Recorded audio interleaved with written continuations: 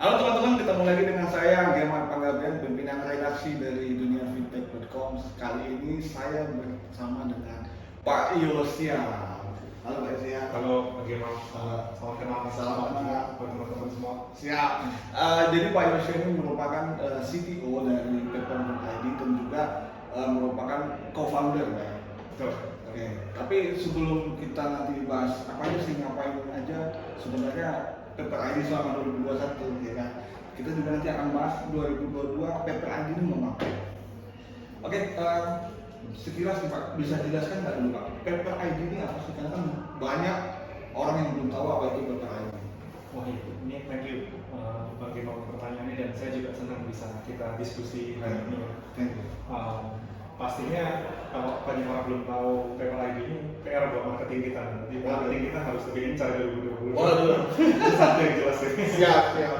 Tapi kalau boleh cerita sedikit ya, Pepper ID ini memang sebenarnya simpelnya adalah platform untuk business to business yang membantu UKM yang melakukan bisnis ke bisnis untuk urusan penagihan sama pembayaran. Invoicing. Ya, invoicing ataupun pembayaran. Jadi apapun yang berkaitan dengan penagihan, invoicing, pembayaran, yang bicaranya ada bisnis dan bisnis yang terlibat gitu. Nah itu kita ingin bantu. Nah kita sudah bantu juga gitu kan. Walaupun kalau menariknya kita bicara bisnis ke bisnis, penagihan itu sebenarnya agak berbeda ya. Kalau saya boleh cerita ke Bang Kemal sedikit nih, mungkin supaya teman-teman juga aware. Bisnis ke bisnis itu nggak sesimpel, oh ya udah saya mau beli minuman gitu, misalnya minuman yang saya beli di Gojek sebagainya gitu. Kalau bisnis ke konsumer gitu. Tapi kalau bisnis to bisnis biasanya ada proses PO-nya, purchase order gitu kan. Oh saya mau belinya bukan satu botol ya, mau belinya satu karung, satu kardus, 10 karung dan sebagainya. Terus nanti dibalas oleh suppliernya, oke, setuju, dikirimkanlah invoice sesuai dengan PO-nya. Nah itu juga harus di-matching kan, invoice sama PO-nya supaya cocok. Nanti pas dikirim juga kadang-kadang ada namanya delivery order gitu, surat jalan. Tiga-tiganya harus matching gitu kan. Nah setelah matching baru pembayaran ya kan, masuk ke pembayaran. Total transaksi dari awal sampai sekarang itu yang BNPL udah berapa sih? BNPL-nya sendiri udah berapa ya? Saya jujur agak lupa ingat ya Bang ya. Tapi intinya kalau apa namanya, mungkin kasih gambaran sekitar beberapa bulan terakhir ya, mungkin BNPL yang kita sudah proses ya udah masuk ranah hampir 1 juta US mungkin masuk kali ya. Udah 1 juta US ya. Kurang lebih hampir negatif sama, karena ada beberapa model tadi saya cerita itu kerjasama dengan beberapa enterprise juga dan retailer-retailernya mereka. Dan karena mereka ini udah kenal Pepper ID dan membernya Pepper ID nih. Betul. Ada beberapa yang belum juga kita onboard, nggak masalah. Oke. Karena onboarding kita simpel lah, tinggal pakai aja, langsung daftar ya, nggak usah bayar, nggak usah apa, bisa pakai.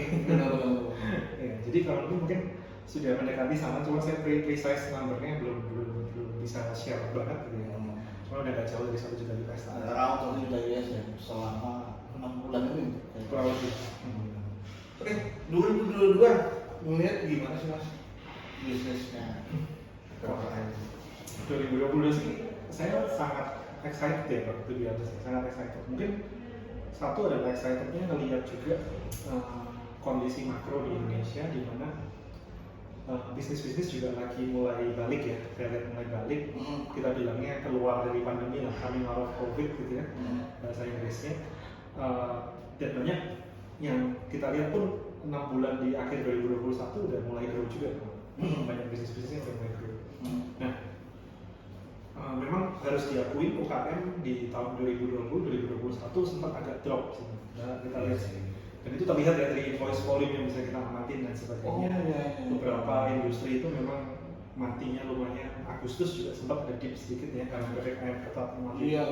Itu kelihatan Pak, maksud di invoice volume-nya ada pergerakan.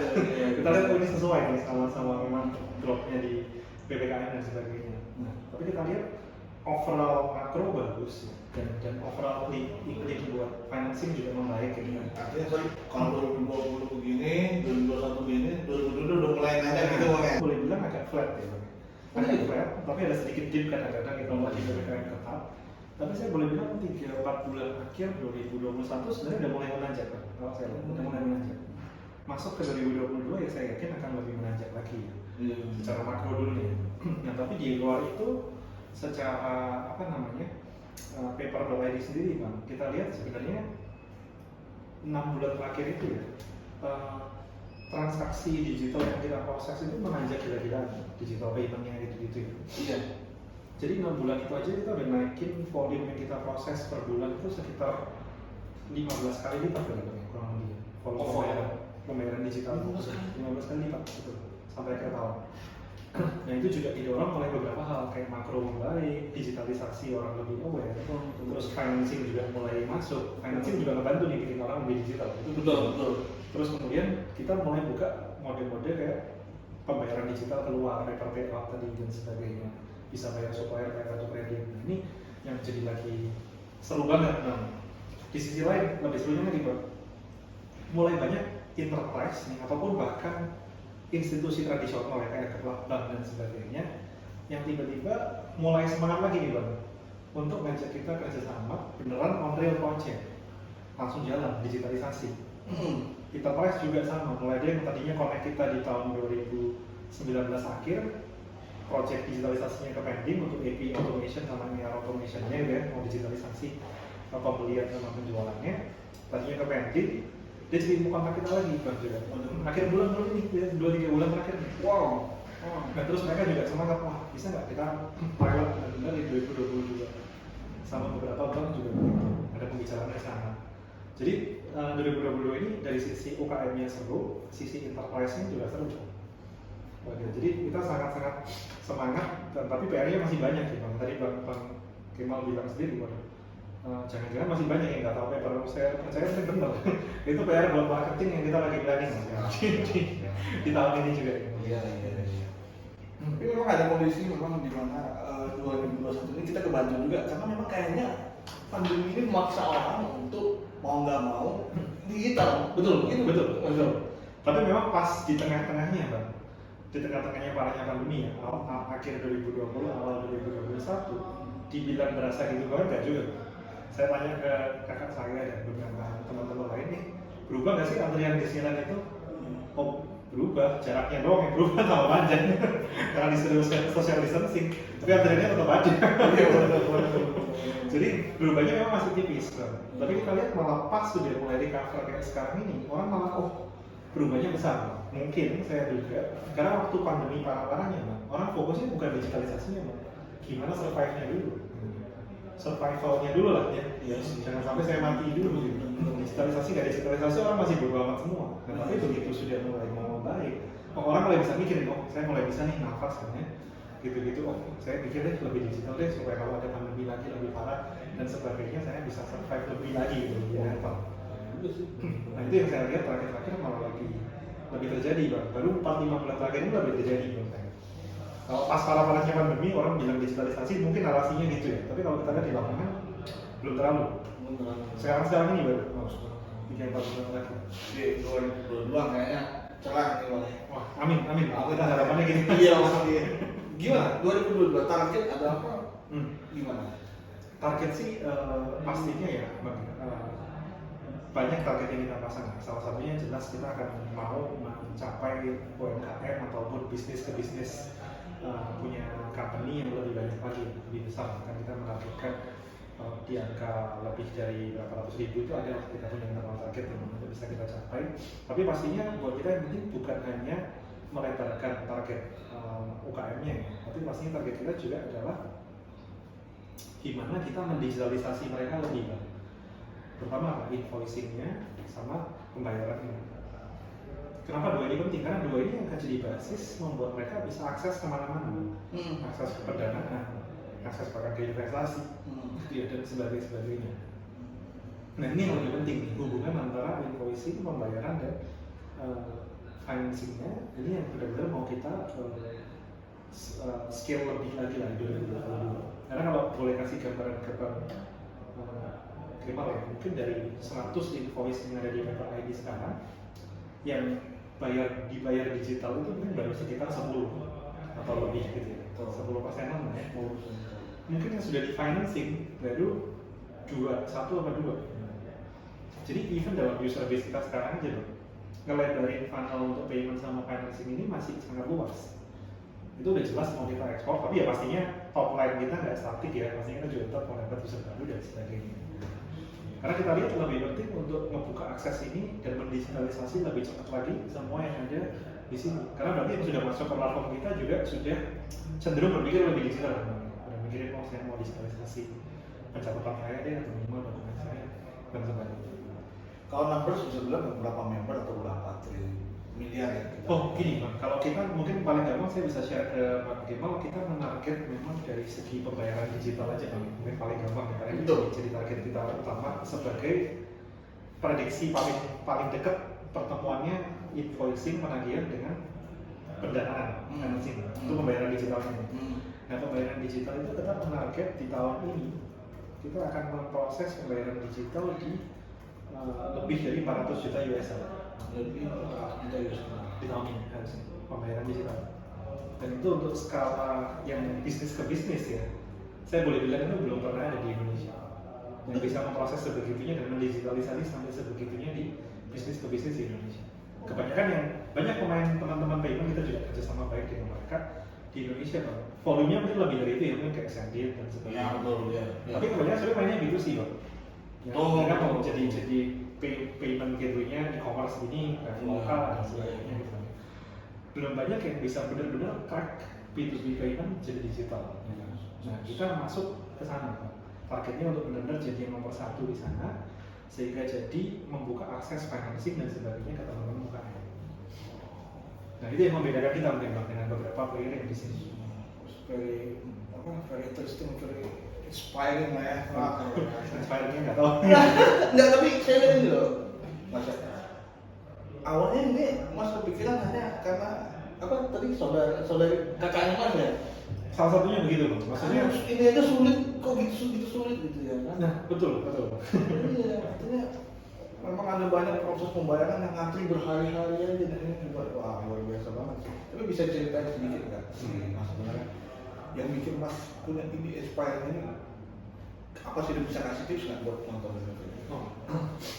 Kalau tips sih mungkin apa saya bisa share secara general aja kali Bang. Iya. Jadi kalau cerita sedikit highlight tadi, memang saya punya pemikiran begitu, partner saya juga punya pemikiran serupa, tapi datang dari pemikiran dia waktu itu sempat bikin peer to peer gitu Bang. Waktu itu tahun 2015-2016. Tapi dia juga sadar peer to peer itu sebetulnya yang penting kan datanya Bang.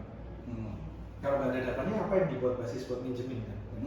Nah tapi unfortunately di Indonesia waktu 2016 bahkan mungkin sampai sekarang arguably ya itu data untuk bisnis itu masih sangat nggak jelas kan, banyak bisnis yang datanya manual, yang nggak ada datanya bahkan dan sebagainya. Nah jadi pertemuan dua ide ini tadi, kalau saya ingin menggratiskan software, dia ingin membuat peer to peer yang scalable, teknologi scalable, ya ketemunya jadi paper ID ini kan, gitu. Nah tapi memang ngelihat problem di sini itu nggak mudah kan, mesti bertahap lah. Kita nggak juga dari awal langsung bikin oke supplier buyer langsung bisa ketemu, langsung bisa apa namanya tukar faktur digital dan sebagainya. Memang nggak bisa sesimpel itu Bang. Kita mesti berpikir urutan problemnya apa sih sebenarnya. Dari awal nggak bisa digital, karena mereka bikin dokumennya juga dari digital, masih bikinnya pakai kertas, masih bikinnya pakai Excel, Word dan sebagainya kan. Nah itu satu gitu kan. Terus apalagi mereka kenapa bayarnya nggak digital ya? Bahkan invoice-nya nggak connect ke pembayaran gitu. Kita connectin invoice-nya connect ke pembayaran. Terus kemudian kenapa nih? Tetap nggak mau invoice sama pembayaran connect, kenapa? Karena pembayarannya nggak bisa ditunda, nggak bisa ditempoin. Tempoin mah pakai financing. Nah ini tiga yang jadi urutan pemikiran kita soal penyelesaian problem ini. Gitu. Dari awal sih mikirnya begitulah. Nah, jadi awalnya mikirnya Mas biasanya ini ada problem nih, tapi problem itu bisa jadi peluang gitu nih maksudnya. Betul, dan bahkan problem peluang bisa kita slicing lagi, problem di dalamnya lagi apa gitu, problem dalamnya lagi apa gitu. Menggali terus menggali. Betul. Dan kita lihat problem dasarnya ya tadi ya mungkin ada digitalisasi yang dulu, ada juga, jadi ada dua Bang. Sebenarnya problem dasarnya kalau saya lihat kalau kita mau memecahkan masalah digitalisasi antara supplier sama buyer di B2B ya. Yang akhirnya kalau diintisarikan kan dua. Di luar tiga yang tadi saya bilang, invoicing, payment sama financing, dua ini adalah masalah teknologinya sama masalah komersialnya. Nah, kenapa ada dua ini ya? Dulu awalnya pun bagaimana kita juga belajar, kita pikir ini cuma masalah teknologi. Kita pikir gitu ya, kenapa sih supplier banyak nggak mau digital gitu ya? Mungkin hanya masalah teknologi. Tapi setelah kita lihat nggak juga, teknologinya pun udah ada. Waktu itu kita di tahun 2019 kita berhasil membuat digitalisasi itu certain degree ya. Tapi masih nggak bisa pure benar-benar digital. Karena waktu itu Google aja udah bikin dokumen digital gitu kan. Betul. Makanya berarti sebenarnya dibilang teknologinya banget yang bikin nggak ada, nggak juga. Enggak juga. Nah kita lihat ternyata komersialnya pun harus masuk kan. Komersial pasti gimana? Apa sih insentif buat supplier sama buyer untuk masuk di satu platform digital sehingga mereka transaksi di sana? Itu komersialnya harus kita dapat. Nah salah satu komersialnya apa? Oh mereka kalau di sana dapat financing lebih mudah. Betul. Pembayaran digital, processing, payment lebih murah. Option untuk bayar pakai kartu kredit segala macam ke supplier dapat. Nah ini jadi jauh lebih cepat untuk solve this problem. Dua-duanya mesti tandem. Gak bisa kalau kita cuma ngandelin, wah teknologi saya nomor 1 di dunia. Bodoh amat supplier sama bayarnya kadang-kadang. Kalau komersialnya nggak kita tarik-tarik sedikit, komersialnya bisa bagus. Tapi kalau saya tarik sedikit, berarti memang harus memahami betul apa permasalahan dari marketnya paper itu gitu ya Mas. Betul, dan boleh dibilang memang market B2B ini salah satu market yang termasuk kompleks ya, termasuk lebih kompleks dibandingkan consumer. Bahkan kalau melihat sejarahnya startup di Indonesia aja, masih jarang startup yang ke B2B banget. Kan mainnya di consumer kan dari dulu. Bahkan investor pun dari dulu mungkin ngertinya soal B2C startup aja. Iya betul.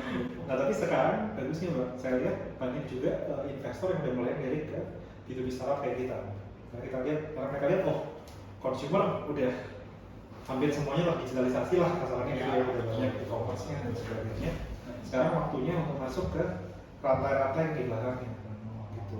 Nah itu yang menjadi excitement kita juga nih di 2022 ini. Semoga kita juga bisa dipercaya oleh lebih banyak investor lagi untuk make a difference lebih jauh lagi lamanya. Nah itu yang menjadi pemikiran kita di 2022 ini.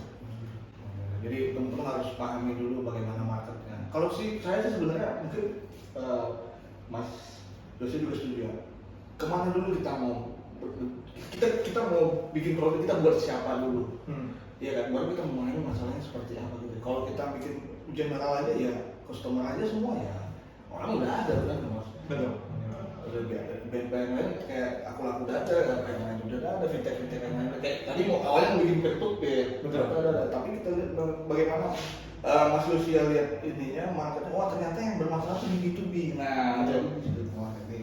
Ya itu kesimpulannya Bang Geko tepat tuh. Maksudnya kita lihat mana yang sebenarnya bahasa kerennya mungkin yang underserved maksudnya. Betul. Kalau yang sudah overserved ya ngapain kita buka sama lagi kan? Buat apa juga rame-rame yang di sana misalnya udah di-serve pelaku, kredivo dan sebagainya di BNPL consumer ya. Buat apa memang melakukan data BNPL consumer? Betul. Udah overserved, oversupply. Kita lihat yang underserved kan, yang lebih kasihan kadang-kadang adalah tadi UKM ini jualan ke hotel, punya supplier lagi, misalnya suppliernya pabrik gula atau distributor gula besar, udah mati mereka, nggak bisa ngapa-ngapain, nggak bisa dapat info, ke depan juga dipepet, di belakang dipetet. Nah itu ada serve kita mau serve. Jadi gitu teman-teman, kalau bikin produk itu ke siapa dulu, ya kan bukan apa produknya. Ini awalnya mau peer-to-peer, terus akhirnya bikin dulu, lebih sekarang lagi bikin BNPL, bikin lagi lah. Iya. Di paper.id. Mungkin itu saja teman-teman. Saya mengucapkan terima kasih banyak atas waktunya. Sama-sama. Terima kasih banyak, sukses selalu. Oke teman-teman, saya Pak Kaben. Sampai jumpa.